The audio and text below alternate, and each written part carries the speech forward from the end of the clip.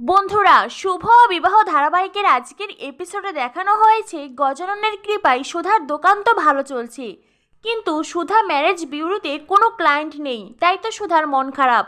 সুধা বেশ চিন্তা করছে। তখনই শিলাদি সুধাকে বলে, আমি মানত করেছি, দেখো ক্লায়েন্ট তুমি ঠিক পাবে।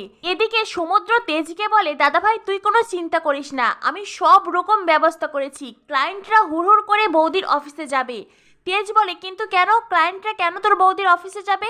সমুদ্র বলে, কারণ বিয়ের সব খরচ আমরা করব, ওরা শুধু বিয়ে করবে ব্যাস। এরপরে তেজ বলে, ঠিক আছে তুই আসতে বল ওনাদের। একে একে যখন সব ক্লায়েন্টরা তেজের সামনে আসে, তেজের তো মাথায় হাত। প্রথমজন তো বিয়ের কথা শুনে খুশিতে গদগদ হয়ে বলে, কিন্তু আমার পাত্রী তো ঠিক করা নেই, আমি পাত্রী কোথায় পাবো? সমুদ্র বলে, পাত্রী ঠিক করার দায়িত্ব আমাদের। পাত্রী ঠিক করা থেকে বিয়ে, তারপরে বাচ্চা কাচ্চা, সেই বাচ্চার অন্নপ্রাশন, সব দায়িত্ব আমাদের। আপনি শুধু একবার হ্যাঁ বলে দিন। লোকটা তো দারুণ খুশি, মহা খুশি হয়ে একবার সমুদ্রের পা ধরে তো একবার তেজের পা ধরে, বলে, স্যার আপনারা যে আমার কি উপকার করলেন, আপনাদের কারণে আমি আবার আর একটা বিয়ে করতে পারবো। তার কথা শুনে তেজ বলে, মানে? লোকটা বলে, মানে আমার তো একটা বউ আছে, সে গ্রামে থাকে, এবার যাকে বিয়ে করব সে এই শহরে থাকবে। এই কথা শুনে সমুদ্র ঘাট ধাক্কা দিয়ে ওই লোককে বার করে দেয়। তেজ বলে, তুই এইসব কাদেরকে ধরে এনেছিস? এরপরে দেখা যায় দ্বিতীয়জন আসে। দ্বিতীয়জন এসে বলে, স্যার আপনাদের অনেক অনেক ধন্যবাদ, আপনাদের কারণেই আমার বিয়ে হবে, তবে হ্যাঁ স্যার আমার কিন্তু খুব সুন্দরী পাত্রী চাই। তখনই তেজের ফোনে নোটিফিকেশন আসে, আর নোটিফিকেশন আসতেই তেজের ফোনের ওয়ালপেপারে সুধার ছবি ভেসে ওঠে। আর সেটা দেখে লোকটা বলে, স্যার এই তো আকাশের চাঁদ, আমার ঠিক এমনই পাত্রী চাই। এই বলে সুধার ছবিতে চুমো দিতে চায়।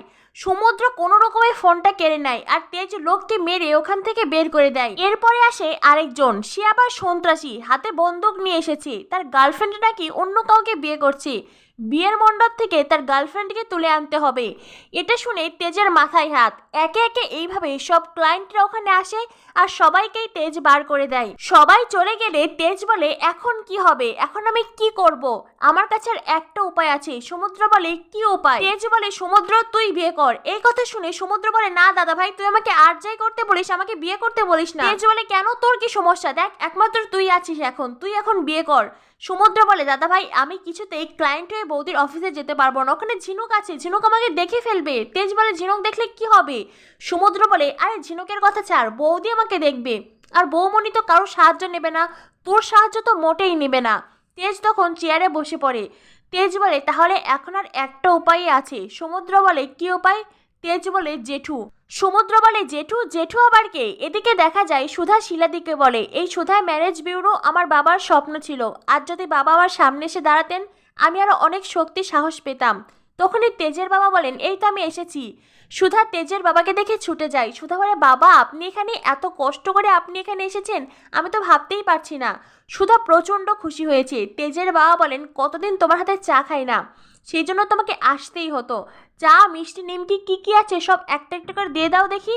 এরপরে শিলাদি তেজের বাবাকে চা, নিমকি, প্রজাপতি, বিস্কুট, মিষ্টি সবকিছু খেতে দেয়। তেজের বাবা বলেন, আমিও তোমার জন্য খাবার এনেছি, তোমার শাশুড়ি মা তো সবসময় তোমার কথা বলেন, সারাক্ষণ তোমাকে মনে করেন, তোমার পছন্দের মোচার ঘন্ট আর ইলিশ মাছের মাথা দিয়ে কচু শাক রান্না করে পাঠিয়েছেন, খেয়ে জানিও কেমন হয়েছে। কথা বলে, বাবা, মা, মেজমা, দিদি সবাই ভালো আছে তো? তখনই দেখা যায় মেজমার প্রচণ্ড গায়ে জ্বর, শরীর খারাপ। বারবার করে রেশমি মেজমাকে বলে, মা তুমি এই শরীরে কেন কাজ করছো?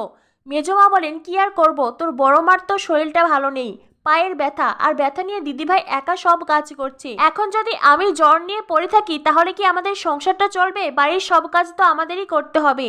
শিলা এইভাবে চলে যাওয়ার পরে মার কাউকে বিশ্বাস করতে পারছেন না, তাই আর কোনো কাজের লোকও রাখছেন না, তাই সব দায়িত্ব এখন আমাদেরকেই সামলাতে হবে।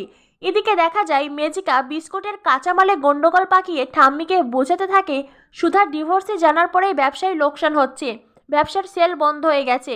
ঠাম্মি তখন বাগবাজারে সেই বিস্কুটের কথা বলে। মেজমার ঠাম্মিকে চা দিতে এলেই মেজমার অসুস্থতাকে নাটক বলে মেজিকা। ঠাম্মি বলেন, তা না তাই, সেদিন তো ধেই ধেই করে নেচেছিলে, কই তখন তো শরীর খারাপ করেনি। মেজিকা বলে, এখনো সময় আছে, আমার পা ধরে ক্ষমা চাও, তাহলে 2-4টে ঔষধ তোমার মুখে ছুঁড়ে দিলেও দিতে পারি। মেজমা বলেন, আমি মরে যাব তবু অন্যায়ের সাথে আপোষ করব না। আর আরেকটা কথা কান খুলে শুনে রাখো, তোমার ছুঁড়ে দেওয়া ঔষধ আমি কখনো খাবো না, আর তোমার কাছে ক্ষমাও চাইবো না। মেজমা মেজগার মুখের ওপর কথাটা বলে চা রেখে চলে যেতে চাইলেই পিছন থেকে ঠাম্মি বলেন, কোথায় যাচ্ছ? চাটা রান্নাঘর থেকে গরম করে আনো। মেজমা বলেন, রান্নাঘরটা আপনার সামনেই আছে মা, চাটা গরম করে নিন। এই বলে মেজমা ওখান থেকে চলে যায়। মেজমা এইভাবে চলে যাওয়ার পরেই ঠাম্মি যেন সুধার অট্টহাসি শুনতে পায়। সুধা যাওয়ার আগে বলেছিল, এই বাড়ির মেয়েদের মনে আমি যে প্রতিবাদের বীজ বুনে গেছি তারা আর কখনোই চুপ করে থাকবে না। কথাটা মনে পড়তেই ঠাম্মি খুব বিধ্বস্ত হয়ে যায়। ঠাম্মি ধপ করে বসে পড়েন। এদিকে তেজের বাবা সেই বিস্কুটের কথা সুধাকে বলে। তেজের বাবা বলেন, মা, আমাদের ব্যবসাটা তলানিতে ঠেকেছে, এখন তুমি আমাদের সাহায্য করতে পারবে। আমাদের অর্ডার মতন যদি বিস্কুট বানাও তাহলে আমরা আমাদের ব্যবসাটাকে আবারও দাঁড় করাতে পারবো। তা না হলে আমাদের তেজ বেকারি শীর্ষস্থান ধরে রাখতে পারবে না, তেজ বেকারি তার জায়গা হারাবে। সুধা বলে, বাবা, আড়ালে থেকে হলো আমি সবসময় আপনাদের পাশে আছি, আমি আমার সাধ্য মতন সবটা করার চেষ্টা করব। আগামী পর্বে দেখানো হবে তেজ জেঠু সেজে আবারও সুধার অফিসে আসে। তো বন্ধুরা, জমে উঠেছে শুভ বিবাহ ধারাবাহিক। কি হতে চলেছে আগামী পর্বে, পরবর্তী আপডেট পেতে আমাদের সাথেই থাকো। ধন্যবাদ সবাইকে।